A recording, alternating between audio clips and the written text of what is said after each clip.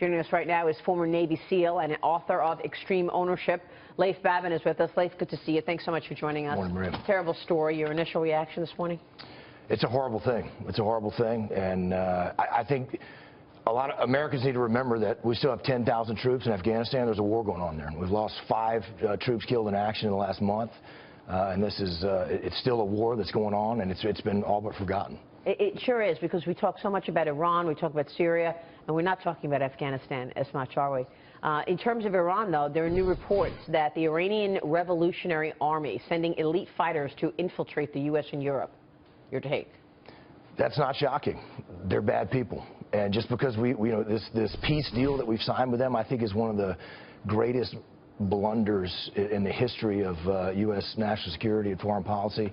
They're a dangerous regime, and we have lost our ability to deter our enemies, and so they're empowered by what they see as weakness, and this kind of thing is going to continue, and we're going to fight a major war with them if we don't do something about this in the near term. So as someone who's been over there, what would be your recommendation? Like to send more troops to go in there and try to increase it tenfold, or just back away, let them have their area, let them fight it out amongst themselves? I mean, is it something we can actually win if we increase the boots on the ground? Are you talking about Afghanistan, or are we talking about Iran here? Kind of both, kind of the whole Middle East. It seems like we've been in this for 15 years, and, I don't know if is there a way to win it, I guess, the war in the Middle East? There's absolutely a military solution, and I think all the Middle East on fire that we see today is the result of an American pullout. So this is what you're going to get, and you're going to get a lot more of that as folks like Iran, as folks like Russia move in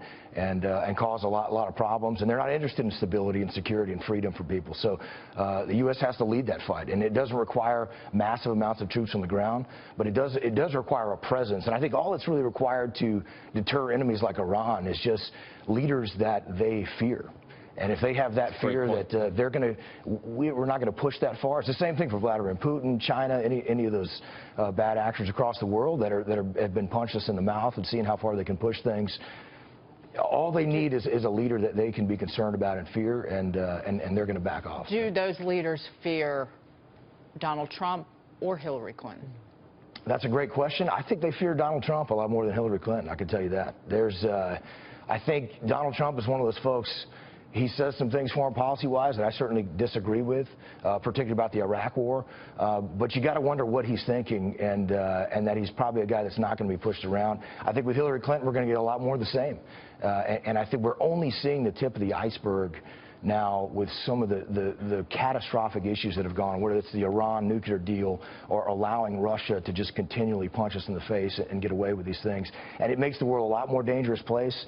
And I think that we could very well find ourselves in a war that makes Afghanistan or Iraq look like child's play. Well, remember when Hillary Clinton blamed Donald Trump's rhetoric for everything that's going on in the Middle East? That was an interesting take. Well, for terrorism in general, that ISIS is recruiting because of Donald Trump. Here's a quote that's funny.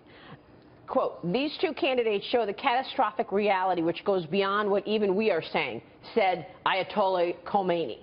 I mean, he's making comments about this election, calling Donald Trump and Hillary Clinton catastrophic, coming from the head of Iran.